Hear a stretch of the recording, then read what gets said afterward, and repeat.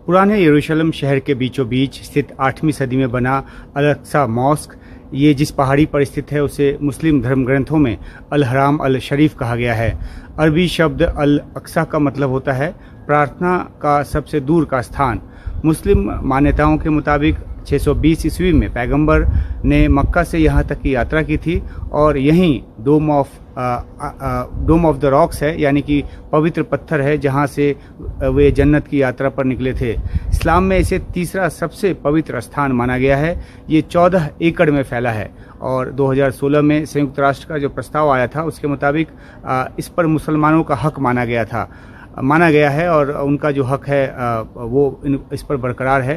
हालांकि यहूदी इस पर अपना दावा जताते हैं और इसे हर हा बैत या टेम्पल माउंट कहते हैं। उनके मुताबिक 3000 साल पहले किंग सोलोमन ने यहाँ सबसे पहले एक मंदिर का निर्माण किया था और एक दूसरा यहूदी मंदिर भी यहाँ था जिसे रोमनों ने तोड़ दिया था। यहूदियों की मान्यता है कि बाइबल में जिन यहूदी मंदिरों का जिक्र है वो सब यहीं थे। इस परिसर की पश्चिमी दीवार या जो वेस्ट वॉल है उसको शोक की दीवार कहा जाता है और यहूदी यहाँ अपने तोड़े गए मंदिर का हिस्सा मानते हैं, लेकिन मुसलमान इसे अल बुराक की दीवार कहते हैं। तो काफ़ी कॉम्प्लिकेटेड इसकी जो हिस्ट्री है वो रही है। पुराने यरूशलेम शहर में जहाँ पे हम अभी खड़े हैं, जो 4 दीवारियों के बीच बंद है, यहाँ 4 क्वार्टर्स हैं, इस्लाम, यहूदी, ईसाई और आर्मेनियाई। आर्मेनियाई भी अधिकतर ईसाई धर्म को मानते हैं, इसलिए ईसाई धर्म के हिस्से 2 क्वार्टर्स हैं।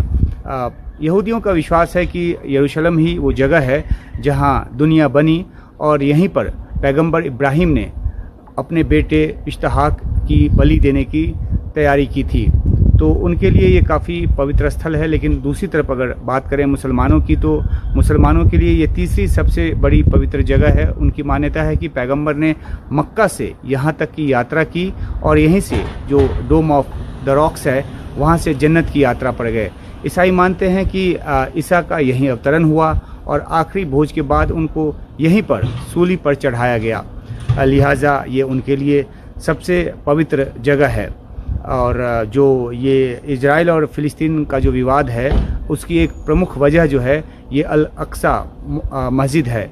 यहाँ तक कि हमास ने जो आतंकी हमला किया उसका नाम रखा था ऑपरेशन अल अक्सा, और इसकी जो वजह है वो वजह साफ़ है, क्योंकि जो मुसलमान हैं उनको लगता है कि यहाँ पर जो इजराइल है उसका कब्ज़ा बढ़ता जा रहा है, तो इसलिए ये जो वारदात है उसके पीछे भी वजह थी। अब अल अक्सा मस्जिद का जो प्रबंधन है वो एक वफ़ ट्रस्ट के पास है, जिसका कि जो नियंत्रण है वो जॉर्डन के हाथों में है। ना तो इजराइल और ना ही वेस्ट बैंक के फ़िलिस्तीन प्राधिकरण के अध्यक्ष जो हैं महमूद अब्बास, उनका कोई किसी प्रकार का अल अक्सा मस्जिद पर कोई नियंत्रण नहीं है। उनका कहना है कि मौजूदा हालात के लिए जो दूसरी वजहों के साथ साथ अल अक्सा मस्जिद के प्रति जो इजराइल का आक्रामक रुख रहा है वो भी जिम्मेदार है। अल अक्सा मस्जिद में गैर मुसलमानों को भी प्रवेश की इजाज़त है, लेकिन यहूदियों को यहाँ प्रार्थना करने की इजाज़त नहीं है।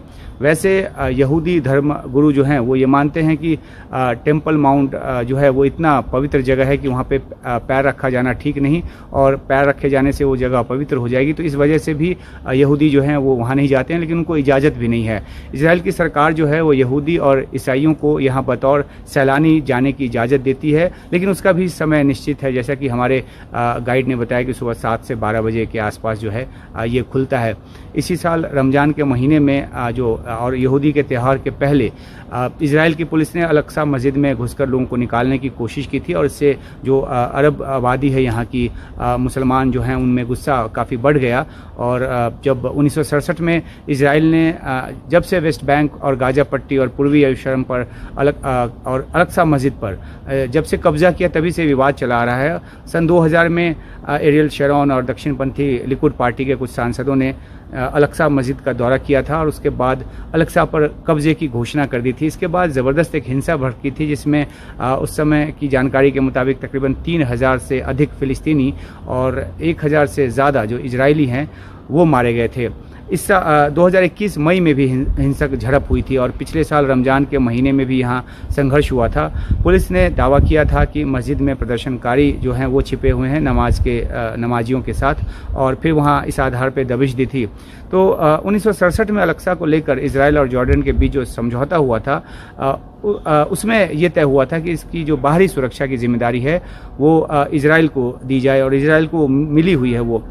यहूदियों को अंदर प्रार्थना की इजाज़त नहीं है, जैसा कि मैंने आपको बताया, जबकि अलक्सा को टेम्पल माउंट मानने वाला जो एक इंस्टीट्यूट है, टेम्पल इंस्टीट्यूट, वो इजरायलियों के अंदर जाने पर लगी रोक को हटाने के लिए दबाव बना रहा है। और 1999 में टेम्पल इंस्टीट्यूट ने डोम ऑफ द रॉक्स के पास जो एक तीसरा यहूदी मंदिर की आधारशिला रखने की बात की थी, जिससे उस वक्त तनाव जो है वो और ज़्यादा बढ़ गया था।